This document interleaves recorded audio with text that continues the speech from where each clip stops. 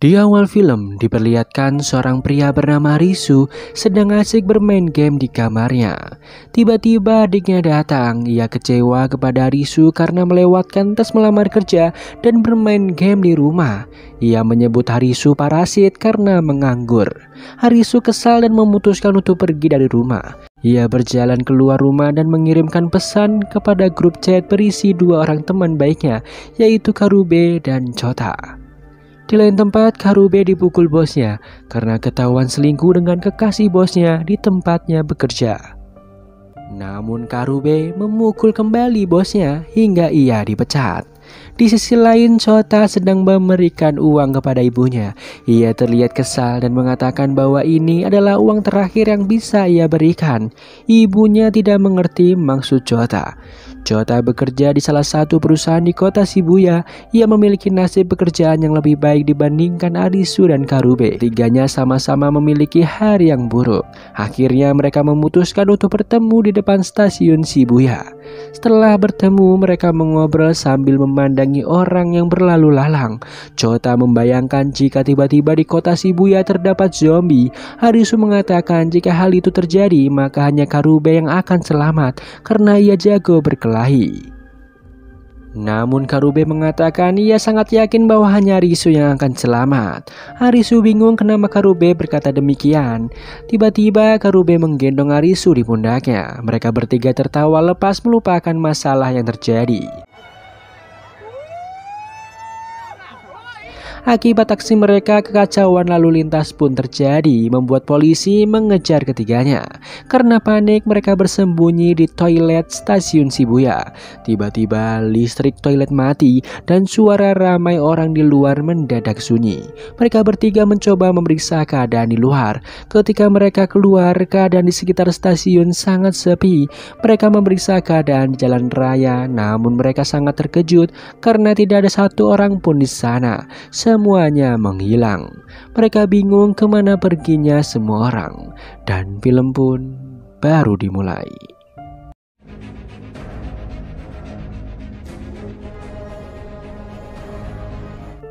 Harisu, Karube, dan Chota berpencar ke seluruh tempat. Mereka merasa sangat aneh mengapa tiba-tiba aktivitas di seluruh kota terhenti dan semua orang menghilang entah kemana. Bahkan ponsel mereka tidak berfungsi.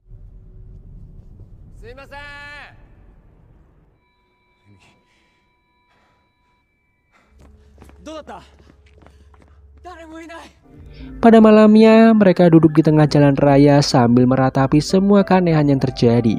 Harisu dan Chota mengatakan bahwa itu tidak terlalu buruk. Tidak ada yang bisa memarahi mereka dan bisa merasakan hidup bebas. Karube meminta mereka untuk berhenti bercanda. Tiba-tiba layar salah satu gedung di belakang mereka menyala dan berisi tulisan, "Selamat datang para pemain. Permainan akan dimulai sesaat lagi." Layar tersebut menunjukkan arah salah satu gedung yang harus mereka tuju. Ketiganya langsung menuju ke sana dan berharap akan menemukan orang lain. Sesampainya di sana, mereka memasuki gedung yang dimaksud. Di sana tertulis arahan kemana mereka bertiga harus pergi dan melangkah. Mereka mengambil ponsel yang sudah disediakan. Ponsel itu tidak memiliki sinyal, hanya ada petunjuk permainan. Tiba-tiba muncul seorang wanita yang bernama Saori Shibuki dari salah satu ruangan. Mereka bertiga merasa sedikit lega karena menemukan manusia lainnya. Terlihat Shibuki menghampiri ketiganya. Ia langsung mengambil kartu nama Chota dan melemparkannya. Tiba-tiba kartu tersebut berlubang seperti terbakar. Shibuki mengatakan mereka semua sudah melewati batas permainan dan tidak bisa kembali. Harisu mencoba melewati perbatasan, namun ujung rambutnya lebih dulu terbakar oleh laser. Kemudian muncul satu gadis SMA dari salah satu ruangan. Setelah berjumlah 5 orang, permainan bernama hidup atau mati siap dimulai. Mereka harus memilih pintu yang benar dalam waktu yang sudah ditetapkan. Chota merasa ini adalah permainan yang menarik. Ia mengabadikan momen itu melalui rekaman. Shibuki menyuruh untuk memilih pintu hidup, namun ia tidak mau membukanya sendiri.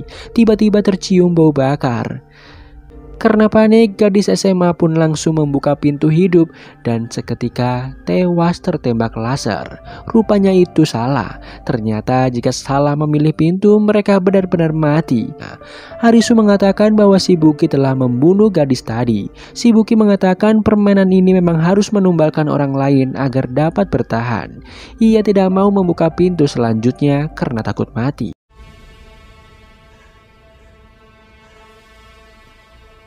Akhirnya Karube membuka pintu hidup dan mereka semua selamat.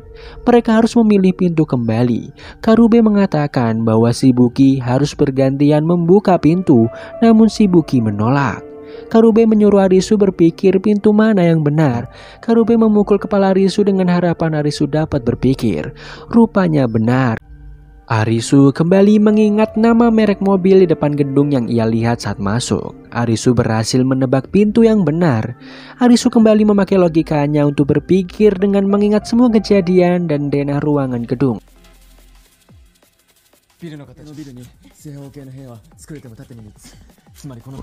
Arisu kembali berhasil menebak pintu yang benar. Karube, Chota, dan Shibuki kagum dengan kecerdasannya.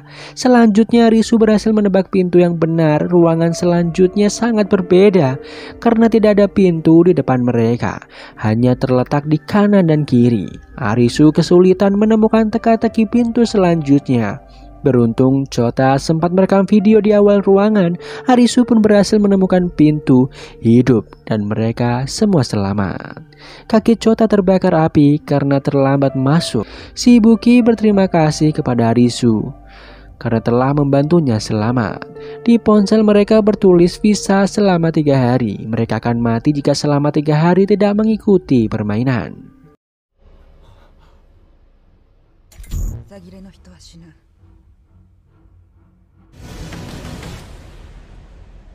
Scene beralih memperlihatkan seorang wanita bernama Usagi sedang memanjat tebing di pegunungan. Tiba-tiba ia terpeleset, beruntung ia langsung diselamatkan oleh ayahnya.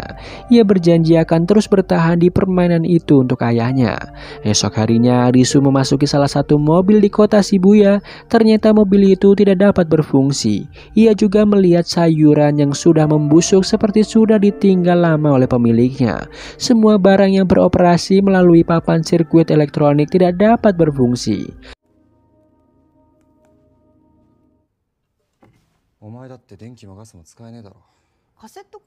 Malam harinya Arisu, Karube, Chota, dan Shibuki makan bersama dan berdiskusi bagaimana Shibuki bisa terjebak di dalam permainan. Shibuki mengatakan ketika sedang mandi, tiba-tiba lampu di toilet mati dan semua orang di sana menghilang. Ia tiba di permainan 3 hari yang lalu. Ia sudah lebih dulu terjebak dalam permainan itu. Saat itu semua orang mati kecuali Shibuki. Arisu merasa waktu berjalan lebih cepat dari biasanya. Arisu yakin bahwa ada orang yang telah menciptakan permainan kematian ini. Ketika sedang mengobrol, Chota merasa luka bakar di kakinya semakin parah. Arisu dan Karube memutuskan bermain berdua saja dalam permainan selanjutnya dan berharap dapat bertemu dokter untuk mengobati luka Chota. Usagi memasuki gedung permainan selanjutnya, disusul oleh Arisu dan Karube. Pemainnya berjumlah 13 orang. Seorang pria mengatakan bahwa setiap kartu memiliki arti. Skop artinya pertarungan fisik, keriting pertarungan tim, waji pertarungan kecerdasan dan hati permainan pengkhianatan. Sementara arti angka dalam kartu itu menunjukkan tingkat kesulitan. Permainan kali ini disimbolkan 5 skop, yaitu kejar-kejaran. Jika ingin selamat, mereka harus lari dari pengejar dan mencari zona aman tersembunyi selama 20 menit. Para pemain segera berlari menemukan zona aman dengan membuka satu persatu pintu. Namun ada satu pria misterius bernama Chishia. Terlihat sangat tenang dan tidak berusaha melarikan diri. Tiba-tiba terdengar suara tembakan. Pengejar berhasil menembak satu pemain. Ia memakai topeng berbentuk kuda. Arisu dan Karube bersembunyi di balik dinding. Pengejar berhasil menembak beberapa pemain lainnya. Di sisi lain, Chota dan Shibuki justru melakukan hubungan terlarang di gedung penginapan mereka. Pengejar terus menembak pemain yang tersisa. Arisu berteriak pada pemain lainnya untuk saling memberitahukan lokasi pengejar karena pandangan pengejar terbatas dan tertutup topeng. Usagi segera memberitahukan lokasi pengejar. Pengejar mencoba menembak Usagi, namun Usagi berhasil menyelamatkan diri dengan memanjat gedung. Arisu dan Karube bertemu pria bertubuh kekar bernama Aguni dan satu orang temannya. Aguni memerintahkan Arisu untuk mencari zona aman. Sementara Karube diperintahkan untuk membunuh pengejar bersamanya menggunakan semprotan gas. Aguni menumbalkan satu orang temannya untuk memancing kehadiran pengejar dan temannya pun tewas. Ketiganya terlibat baku hantam. Arisu berhasil menemukan pintu zona aman. Tak disangka, Chiziya pun sudah mengetahui letak zona aman itu. Ketika masuk, pengejar mencoba menembak keduanya. Chiziya dan Arisu terpisah ke dalam dua ruangan yang berbeda. Arisu naik ke atas balkon dan berteriak kepada temannya untuk membantu menekan tombol selesai. Tombol itu harus ditekan oleh dua orang yang berbeda. Instruksi tersebut didengar oleh Usagi. Ia bergegas memanjat apartemen untuk membantu Arisu. Pengejar dan Arisu terlibat baku hantam. Chiziya berusaha membantu, namun pengejar terus menembakkan pistol ke arahnya. Di sisi lain, perut Karube terluka akibat tertusuk pedang pengejar. Waktu tersisa 1 detik lagi. Beruntung Arisu dan Usagi berhasil menekan tombol selesai secara bersamaan. Akhirnya permainan berakhir. Topeng pengejar terlepas. Arisu dan Usagi terkejut karena sosok di balik topeng itu hanyalah seorang wanita tua yang di lehernya terpasang chip ledakan. Ketika waktu habis, chip itu meledak. Di lain tempat, Aguni berhasil memukul pengejar hingga tewas dan mengambil semua persenjataan. Karube mendekati teman Aguni yang sudah tewas. Ia menemukan alat komunikasi HT di kantong celananya. Karube mendengar seorang berkata bahwa ia memerintahkan teman Aguni yang sudah tewas untuk kembali ke pantai. Karube terkejut kenapa alat komunikasi itu bisa berfungsi dan apa maksud perkataan pria itu. Ia berbalik badan dan mencoba bertanya kepada Aguni. Tak disangka Aguni menghilang seketika tanpa jejak.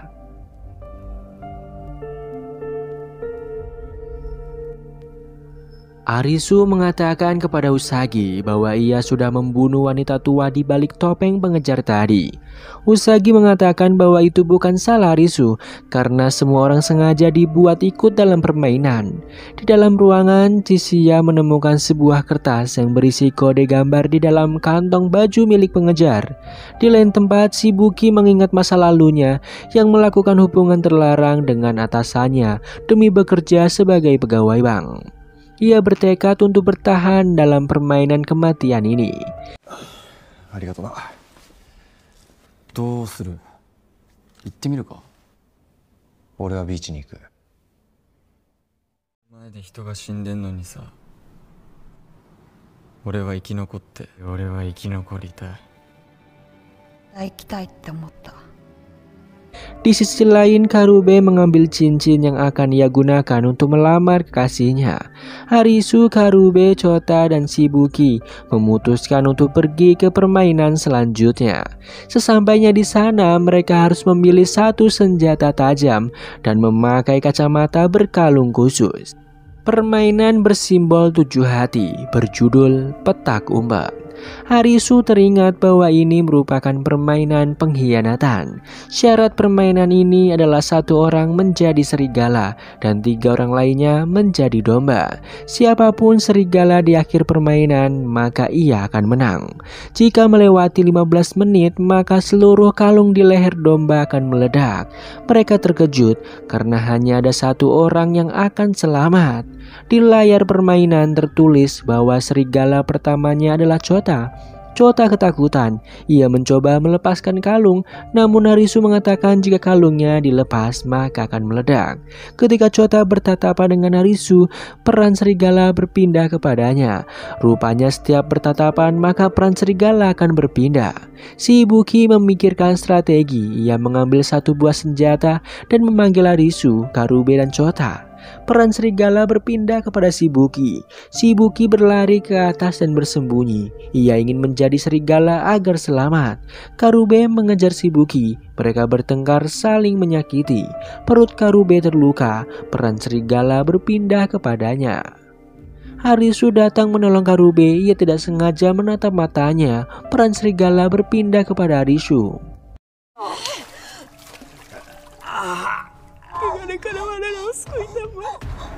ちょっと俺に時間くれ。なんとか解決の方を考えてるから。 Shibuki ingin menyerang Harisu namun dihalangi oleh Chota. Chota menyuruh Harisu dan Karube untuk pergi. Harisu mengatakan akan memikirkan solusinya. Ia bersembunyi untuk melepaskan kalung peledak dengan obeng namun gagal. Ia ingin memotong kalung peledak namun ia juga takut mati. Harisu meminta maaf kepada teman-temannya. Karube terus mencari keberadaannya. Harisu menangis mengingat semua kenangan bersama Karube dan Chota sebelum permainan dimulai.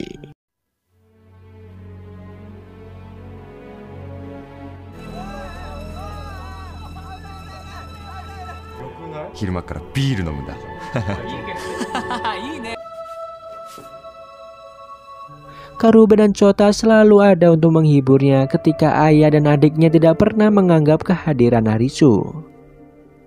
Mereka sering menghabiskan waktu bersama dan bersenang-senang.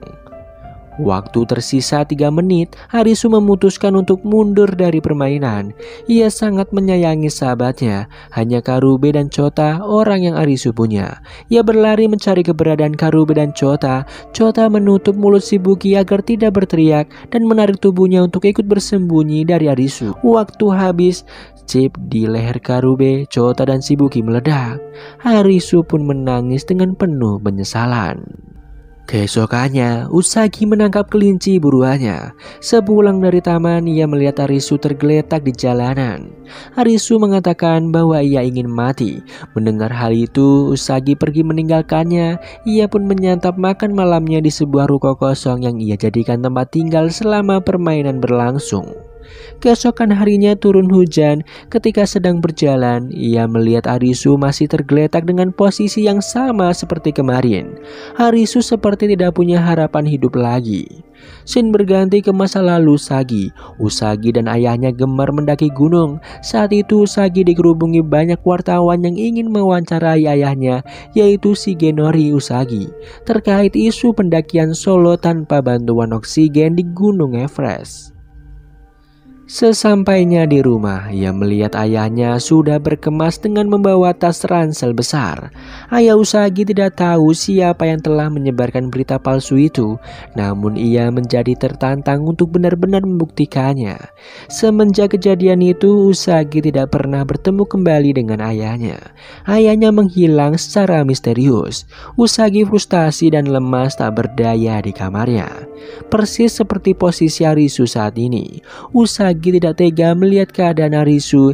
Ia membawa Harisu ke tempat tinggalnya. Setelah terbangun, Harisu menangis dan bercerita kepada Usagi bahwa ia sangat menyesal karena merasa sudah membunuh sahabatnya. Usagi menyuruh Harisu makan untuk bersiap pada permainan selanjutnya. Keesokan harinya, seperti biasa, Usagi selalu berlatih fisik di pagi hari. Ketika kembali ke tempat tinggalnya, ia masih melihat Harisu terbaring. Usagi membujuknya untuk bermain pada permainan selanjutnya agar visanya tidak kadaluarsa. Usagi berterima kasih kepada Harisu karena saat permainan kejar-kejaran, Harisu membantunya memberitahu lokasi pengejar sehingga ia bisa selamat. Usagi ingin membalas budi kepada Harisu. Setelah mendengar ucapan itu, Harisu bangkit kembali dan sebelum pergi, Usagi tidak lupa membawa bekal minum untuk berjaga-jaga. Malam harinya, Harisu dan Usagi pergi ke terowongan untuk permainan selanjutnya. Di sana terdapat satu bis yang berisi 3 pemain lainnya bernama Seizan, Takuma, dan Yamane. permainan bersimbol 4 keriting berjudul jarak. Mereka harus bertahan untuk mencapai tujuan dalam waktu 2 jam. Mereka pikir satu-satunya cara yang harus mereka lakukan adalah berlari sejauh mungkin dari bus. Kaki Takuma terluka sehingga tidak bisa berlari. Yamane mencoba menyalakan bus namun tidak bisa karena kehabisan solar.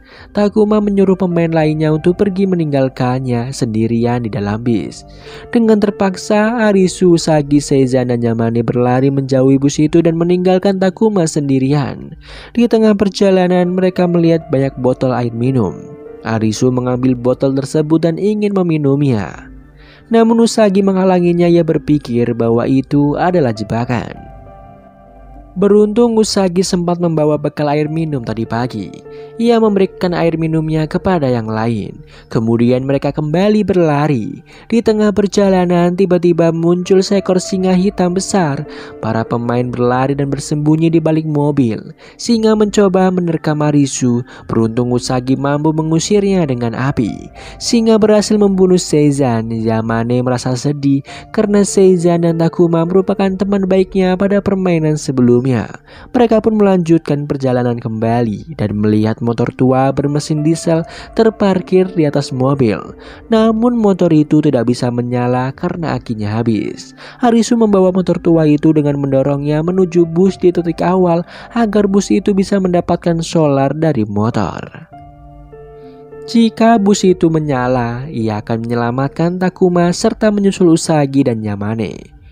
Usagi dan Yamane berlari menuju titik akhir, sementara Arisu terus mendorong motor menuju bus. Waktu tersisa 15 menit lagi. Usagi dan Yamane tiba di titik akhir, ternyata itu adalah terowongan buntu. Mereka menunggu Arisu kembali. Waktu pun tersisa 5 menit lagi. Tiba-tiba terowongan buntu tersebut keluar air seperti tsunami. Usagi dan Yamane berlari berbalik arah, namun sayangnya Yamane terjatuh dan terbawa arus. Usagi terus berlari dan melihat Arisu datang dengan bus. Takuma mengendarai bus sementara Arisu berhasil meraih tangan Usagi untuk masuk ke dalam bus.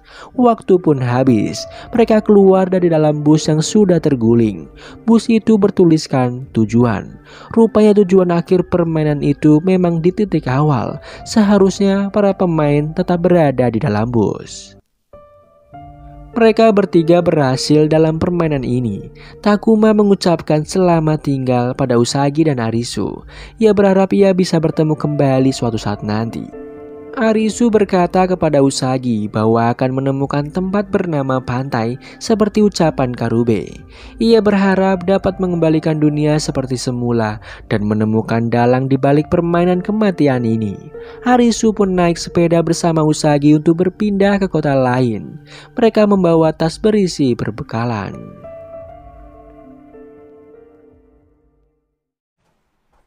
Mitsukaranai ne, Peach.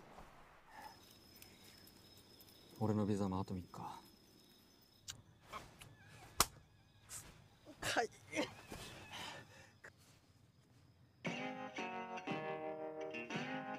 生活の場をつなぐ道が網目状に広がってる。 Arisu dan Usagi mengikuti beberapa orang yang memakai gelang khusus. Ia yakin bahwa gelang itu dapat menunjukkan tempat yang dimaksud Karube, yaitu pantai. Akhirnya mereka sampai di seberang pantai. Tiba-tiba mereka ditangkap oleh orang tak dikenal dan dibawa ke pantai. Mereka bertemu Heather, yaitu pemimpin dan pendiri pantai. Pantai sendiri adalah hotel yang dihuni oleh puluhan pemain. Terdapat pula beberapa anggota eksekutif pantai. Heather meminta Arisu dan Usagi untuk membantunya mengumpulkan semua kartu agar dapat memenangkan permainan. Jika semua kartu sudah terkumpul, maka akan ada satu atau lebih orang yang bisa kembali ke dunia nyata. Arisu dan Usagi harus mengikuti aturan yang ada di sana. Di sana semua orang dapat dengan bebas bersenang-senang.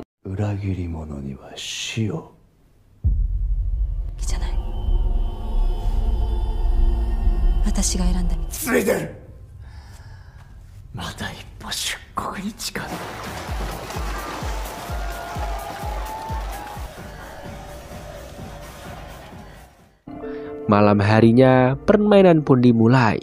Arisu dan Usagi bermain jenis permainan berbeda. Mereka berjanji untuk kembali dengan selamat. Permainan pun dimulai, Usagi bermain bingo.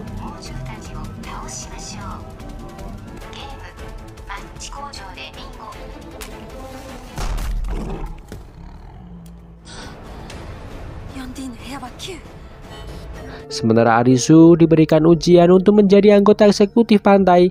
Permainan disimbolkan 4 wajik berjudul bola lampu. Arisu harus menebak saklar lampu yang tepat. Jika waktu habis, kolam akan dipenuhi air dan semua pemain akan mati. An sebagai salah satu anggota eksekutif yang ikut bermain. Sebenarnya ia sudah mengetahui trik permainan tersebut, namun ia hanya ingin menguji Arisu. Waktu hampir habis, air memenuhi kolam dan semua pemain hampir tenggelam. Setelah berpikir keras dengan Arisu menemukan saklar yang benar, yaitu A. Ketika Arisu menjawab, An juga menjawab hal yang sama. Akhirnya mereka berhasil menyelesaikan permainan. Arisu segera mencari Usagi. Demikian pula dengan Usagi, mereka senang dapat selamat dan bertemu kembali. Ketika sedang mengobrol, tiba-tiba datang Aguni dan para militan. Kuina mengatakan bahwa Aguni adalah pimpinan militan di pantai yang berwenang dalam kepemilikan senjata.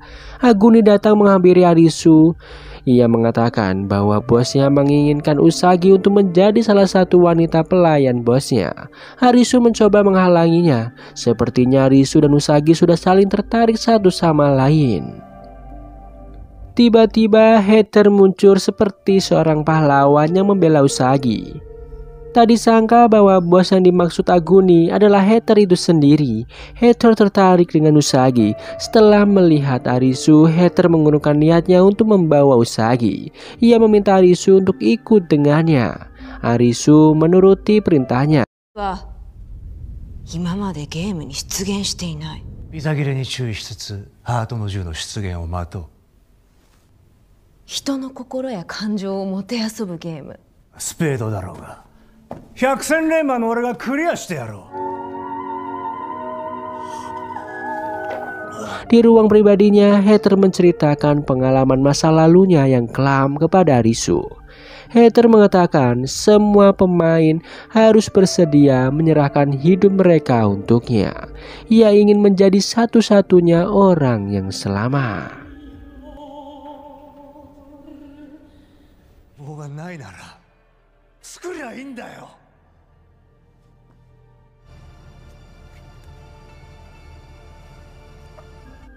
Arisu dan Usagi mengumpulkan informasi mengenai pantai. Arisu terkejut ketika melihat tumpukan maya di tempat sampah. Tiba-tiba Chisiya dan Kuina muncul. Mereka mengatakan setiap pengkhianat akan dibunuh oleh pasukan militan. Namun Chisiya dan Kuina berencana untuk mencuri semua kartu milik Heather agar bisa mengembalikan dunia seperti semula. Arisu tertarik mendengarnya. Malam hari tiba, Heather ikut dalam permainan di luar wilayah pantai.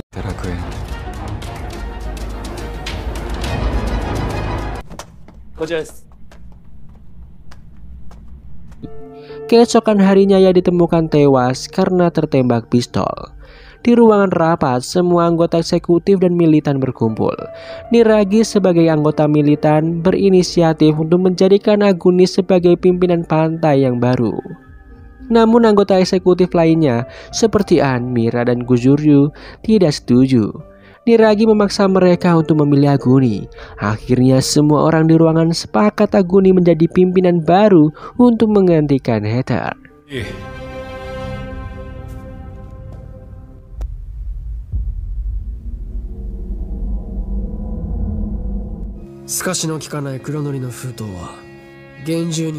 Chisiya menghasut Arisu dan Usagi untuk membantunya mencuri kartu Heather yang tersimpan di dalam berangkas. Kode berangkas disimpan di dalam amplop hitam yang disegel. Aguni dan para militan mengadakan pidato di depan semua penghuni pantai.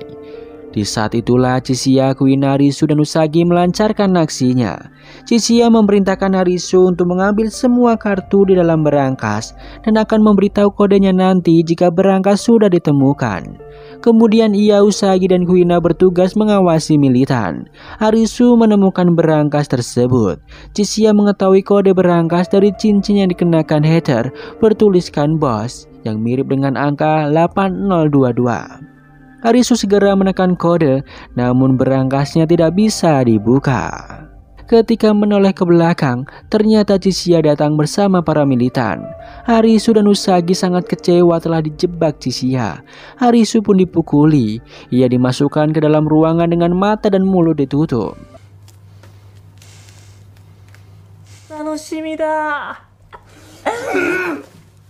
Malam harinya, An mengambil peluru dari tubuh Heather.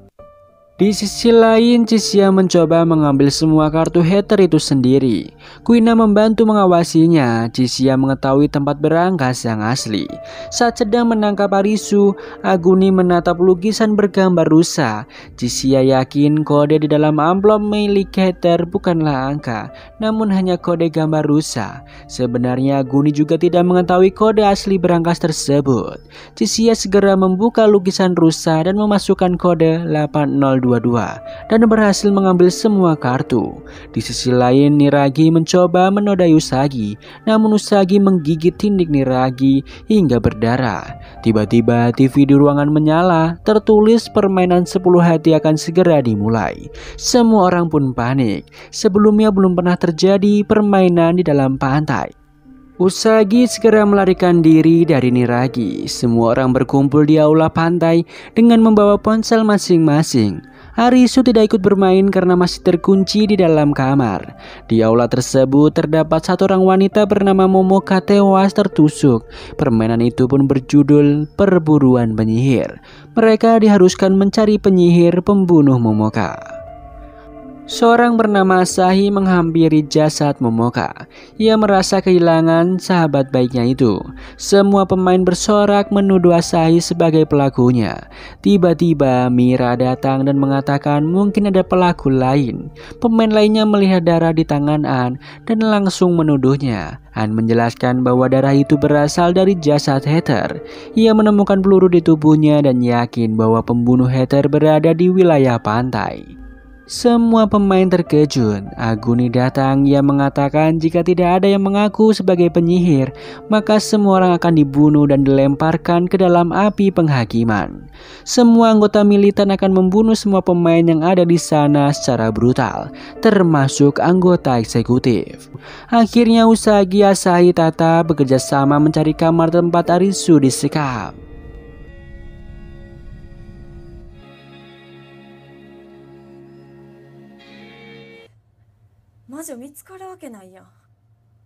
中庭までおびき出せ。遠くから運んでくんの面倒だからな。An mengatakan kepada Kuina bahwa ia akan mencari penyihir pembunuh Momoka melalui jejak sidik jari, karena An adalah ahli forensik di kepolisian. Ketika sedang berjalan, tiba-tiba muncul samurai, yaitu anggota militan. Kuina berkata kepada An untuk segera pergi. Ketika sedang membidik salah satu pemain, Niragi teringat masa lalunya yang kelam. Niragi adalah korban perundungan teman-teman sekolahnya. Di lain tempat, Samura mencoba membunuh Kuina.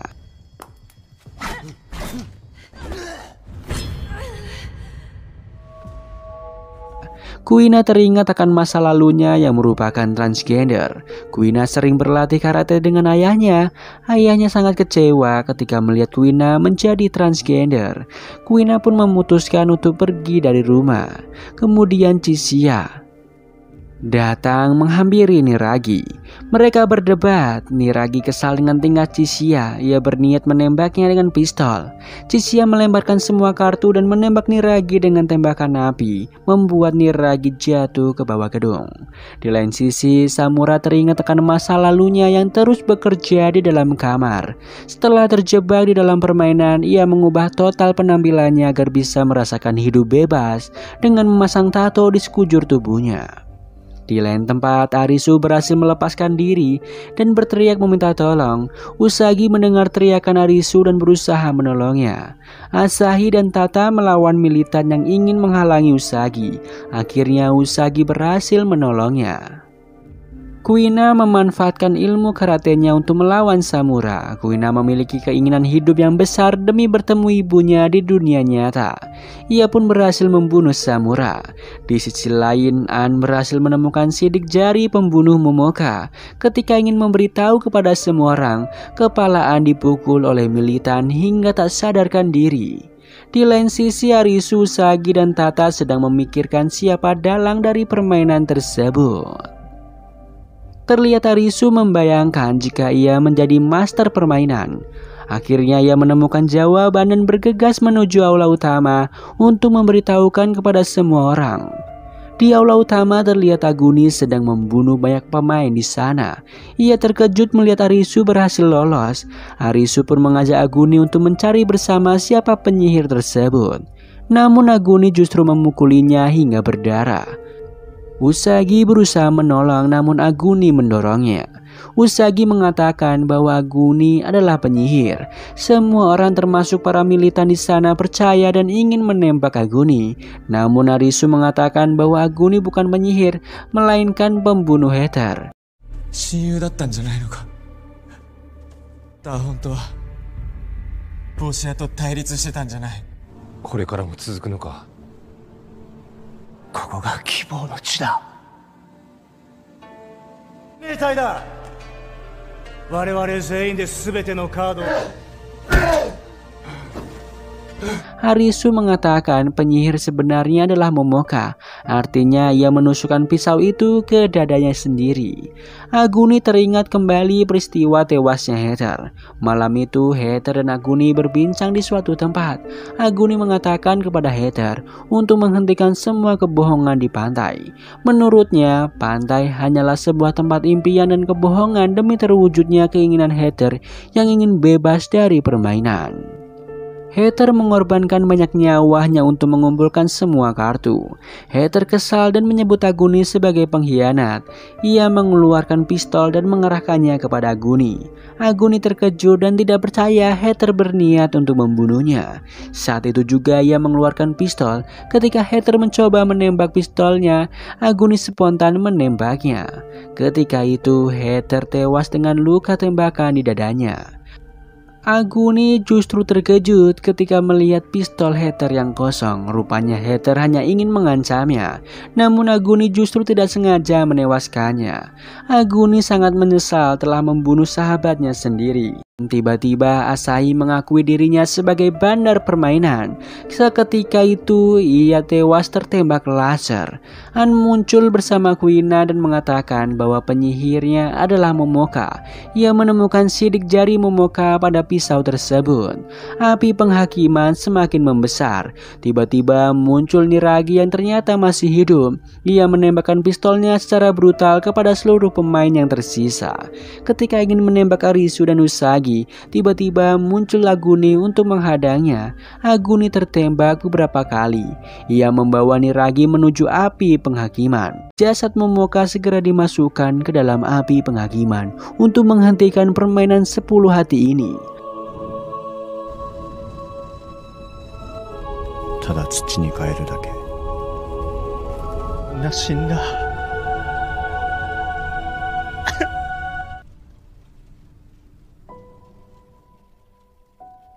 Arisu melihat ponsel Asahi sedang merekam semua peristiwa tersebut.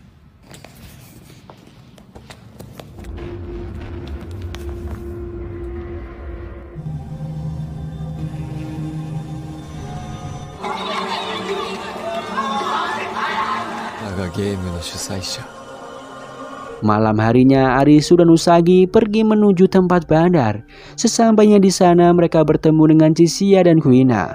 Rupanya Chishia mengetahui tempat tersebut berdasarkan kode rute gambar yang ia temukan pada saku wanita tua pengejar yang tewas saat permainan kejar-kejaran. Rupanya semua bandar permainan sudah tewas tertembak laser. Tiba-tiba layar menyala dan muncul wajah Mira yang telah menyamar sebagai anggota eksekutif pantai. Mereka berempat terkejut karena Mira merupakan salah satu master permainan. Mira mengatakan di kota Shibuya akan ada permainan babak selanjutnya, yaitu kartu wajah. Dan film pun bersambung.